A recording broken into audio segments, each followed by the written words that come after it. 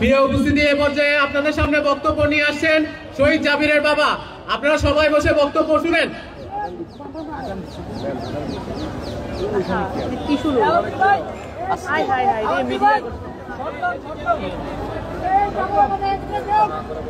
আমি বললাম কি করলাম,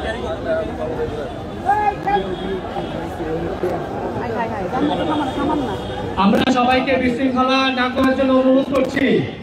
আমরা সবাইকে বিশৃঙ্খলা পরিহার করার জন্য অনুরোধ করছি। আমরা শান্তশিষ্টভাবে প্রোগ্রাম সমাপ্ত করতে চাই।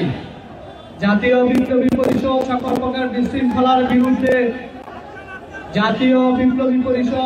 প্রকার বিশৃঙ্খলার বিরুদ্ধে আমরা সবাইকে শান্তশিষ্টভাবে আজকের প্রোগ্রাম বাস্তবায়ন করার জন্য অনুরোধ করছি।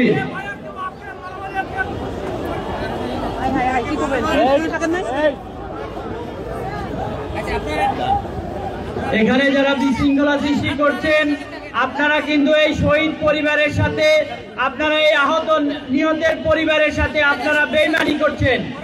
আপনারা যারা বিশৃঙ্খলা সৃষ্টি করছেন, আপনারা এই বিপ্লবে যারা শহীদ হয়েছে, শহীদ পরিবারের সদস্যদের সাথে আপনারা বিশ্বাসঘাতকতা করছেন। আমরা সবাইকে ধৈর্য ধারণ করার অনুরোধ করছি। জাতীয় বিপ্লবী পরিষদ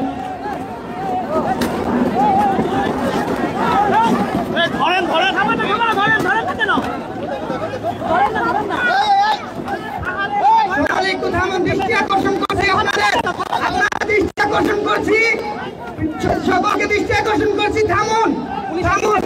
এখানে